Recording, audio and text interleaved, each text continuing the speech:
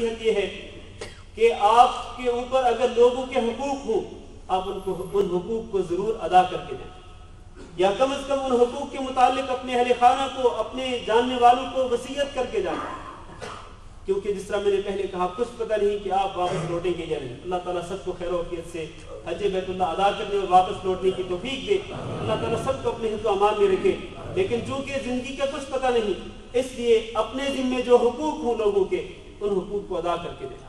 آپ کے اوپر کوئی قرضہ ہو یا آپ سے کوئی ناراض ہو، آپ اس کو راضی کریں، اس سے معافی مانگیں، صرف اور صرف اللہ کی رضا کے لیے۔ حتیٰ کہ اگر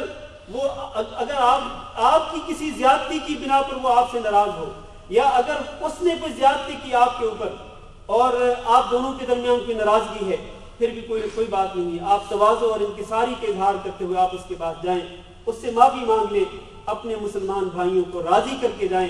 ایسا کوئی مسلمان نہ ہو کہ جو آپ سے ناراض ہو، آپ کے رشتہ داروں میں سے، آپ کے والدین میں سے، آپ کے بہن بھائیوں میں سے، عام مسلمانوں میں سے کوئی بھی ناراض ہو، اس کو راضی کر کے جائیں، اس لیے کہ یہ حقوق ہوتے ہیں جن کے بارے میں قیامت کے دن جب حساب ہوگا تو وہ بہت بڑا حساب ہوگا۔ آپ کو معلوم ہے کہ حقوق کا حساب کس طرح سے ہوگا؟ حقوق کا حساب نیکیوں اور گناہوں کے ساتھ ہوگا، نیکیوں اور گناہوں کے ساتھ، کہ اگر آپ کی جو نیکیاں ہیں وہ ان لوگوں کے اندر بانٹ دی جائیں گی جن کے حقوق ہیں آپ کے اوپر، اور اگر حقوق پورے نہیں ہوتے ہیں، آپ کی نیکیاں ختم ہو جاتی ہیں، تو پھر ان کے گناہ لے کر کے آپ کے کھاتے میں ڈال دیے جائیں گے۔ بہت سارے لوگ جو بڑی بڑی نیکیاں، پہاڑوں جیسی نیکیاں لے کر کے آئیں گے، جب ان کا حساب ہوگا خصوصاً لوگوں کے حقوق کے متعلق، تو وہ خالی ہاتھ رہ جائیں گے، اور الٹا ان کی گردنوں میں بہت بڑے بڑے گناہ ڈال دیے جائیں گے، اس امید کے پیش نظر کہ وہ جنت میں جانے کی امید میں تھے، لیکن جب ان کی نیکیاں ختم ہو جائیں گی، لوگوں کے گناہ ان کے کھاتے میں ڈال دیے جائیں گے، تو ان کو جہنم میں پھینک دیا جائے گا والعیاذ باللہ۔ اس لیے لوگوں کے حقوق جو ہیں ان کو ادا کریں، یا ان کے متعلق وصیت ضرور کر کے جائیں۔ اللہ تعالیٰ سے دعا ہے کہ اللہ ہم سب کو اس کی توفیق دے۔ عام مسلمانوں سے بھی یہی بات ہے، یہ بات صرف یہ حجاج کے لیے نہیں بلکہ عام مسلمانوں سے بھی یہی نصیحت کرتا ہوں کہ آپ کے اوپر جس کا بھی کوئی حق ہے اس کو پہلی فرصت میں ادا کریں۔ آج کے لوگ جی چراتے ہیں، اور لوگ کسی کا حق، کسی سے حق لینے کے بعد، یعنی قرضہ لینے کے بعد اس کا انکار کر دیتے ہیں، اور خواہ مخواہ ٹال مٹول کرتے ہیں کہ کل آنا، 1 مہینے کے بعد آنا، 6 مہینے کے بعد آنا، سال کے بعد آنا۔ یعنی آپ نے حق کو ادا کرنا ہے تو پہلی فرصت میں ادا کریں، کیوں آپ اس کو ٹال رہے ہیں؟ آپ کو کیا پتا ہے کہ آپ 1 سال تک زندہ رہیں گے؟ اگر آپ کی موت آ جاتی ہے اور آپ کے اوپر قرضہ ہے اور وہ قرضہ آپ کا ادا نہیں کیا جاتا ہے، تو آپ کو پتا ہونا چاہیے کہ اگر آپ جنت میں جانے کے مستحق بھی ہوئے تو جنت کا دروازہ قبر میں آپ کے لیے نہیں کھولا جائے گا جب تک آپ کا قرضہ ادا نہیں کیا جائے گا۔ یہ بات تو خود نبی کریم صلی اللہ علیہ وسلم نے ایک صحابی کے متعلق بیان فرمائی تھی۔ ایک صحابی، اور صحابی کا مقام کتنا اعلیٰ ہوتا ہے، کتنے بڑے مرتبے پہ فائز ہوتا ہے کہ دنیا میں اگر انبیاء کے بعد کسی کا رتبہ ہے تو وہ ایک صحابی کا ہے۔ لیکن نبی کریم صلی اللہ علیہ وسلم کی حیات مبارکہ میں ایک صحابی فوت ہوا اور اس کو دفنا دیا گیا۔ اس کے ورثاء نبی کریم صلی اللہ علیہ وسلم کے پاس آئے، آپ نے اس کے ورثاء کو یہ ارشاد فرمایا تھا کہ تمہارا جو شخص جو فوت ہوا ہے، جس کو تم نے دفنا دیا ہے، اس سے جنت کا دروازہ اس کے لیے نہیں کھولا گیا، ابھی جنت کی ٹھنڈی ہوا اس تک نہیں پہنچی ہے، اس کو روک لیا گیا ہے اس قرضے کی وجہ سے جس کو ابھی تک تم نے ادا نہیں کیا۔ اگر یہ صحابی کے ساتھ یہ سلوک ہوگا تو میرے اور آپ کے ساتھ کیا سلوک ہوگا؟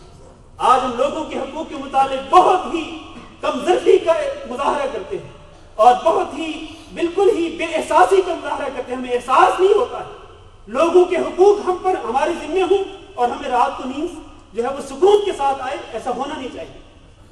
ایک مسلمان کو رات کو سوچنا چاہیے کہ میرے ذمہ کس کے حقوق ہیں، میں کس طرح سے ادا کروں، اور دن بھر اس کو فکر کرنی چاہیے اس کے لیے۔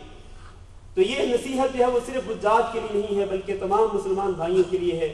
اللہ تعالیٰ سے دعا ہے کہ اللہ ہم سب کو مسلمانوں کے حقوق ادا کرنے کی توفیق دے، اللہ رب العزت ہم سب کے لیے آسانیاں فرمائے، اور حج بیت اللہ حج مبرور نصیب فرمائے، وہ حج مبرور کے جس کے بعد حجاج بیت اللہ گناہوں سے پاک ہو کر کے اپنے گھروں کو واپس لوٹتے ہیں۔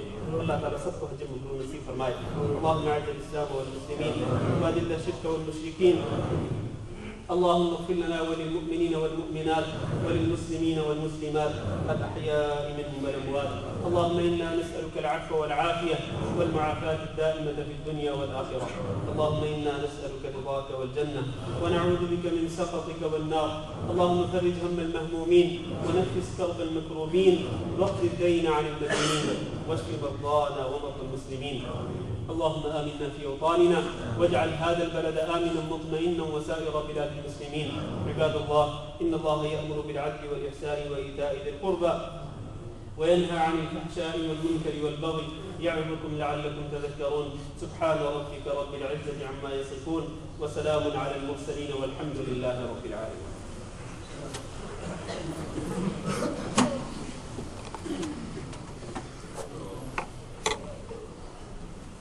الله أكبر الله أكبر. أشهد أن لا إله إلا الله. أشهد أن محمدا رسول الله. حي على الصلاة حي على الفلاح. قد قامت الصلاة قد قامت الصلاة. الله أكبر الله أكبر. لا إله إلا الله.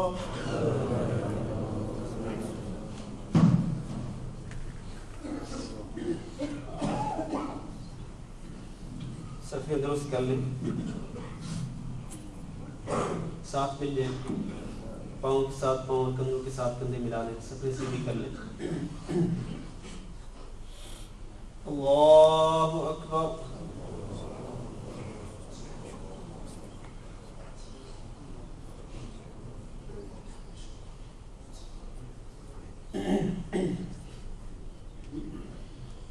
الحمد لله رب العالمين الرحمن الرحيم مالك يوم الدين إياك نعبد وإياك نستعين اهدنا الصراط المستقيم صراط الذين أنعمت عليهم غير المغضوب عليهم ولا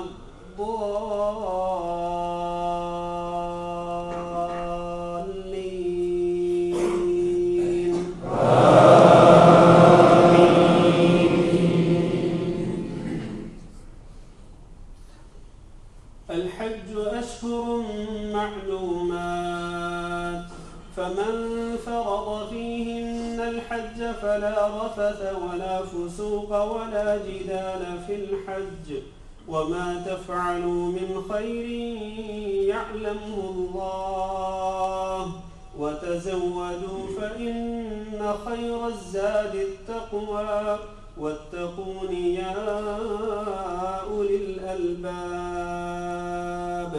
ليس عليكم جناح أن تبتغوا فضلا من ربكم فإذا أفضتم من عرفات فاذكروا الله عند المشعر الحرام واذكروه كما هداكم وإن كنتم من قبله لمن الضالين. ثم أفيضوا من حيث أفاض الناس واستغفروا الله إن الله غفور رحيم. الله أكبر.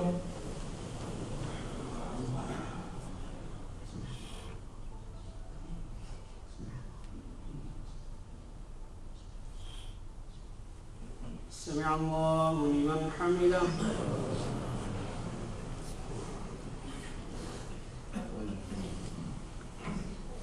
الله أكبر.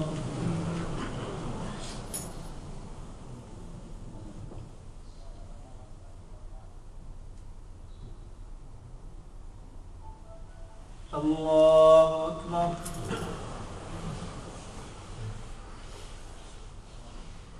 الله أكبر.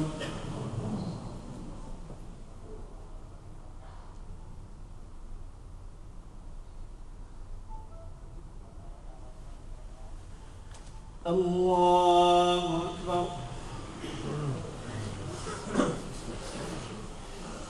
الحمد لله رب العالمين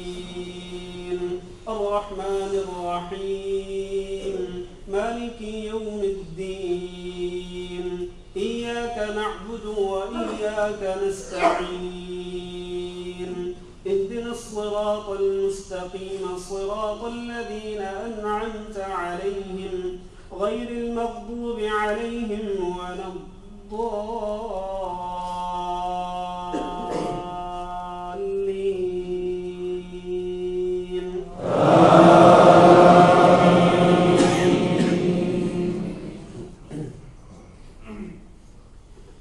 فإذا قضيتم مناسككم فاذكروا الله كذكركم آباءكم أو أشد ذكرا فمن الناس من يقول ربنا آتنا في الدنيا وما له في الآخرة من خلاق ومنهم من يقول ربنا آتنا في الدنيا حسنة وفي الآخرة حسنة وقنا عذاب النار أولئك لهم نصيب مما كسبوا والله سريع الحساب.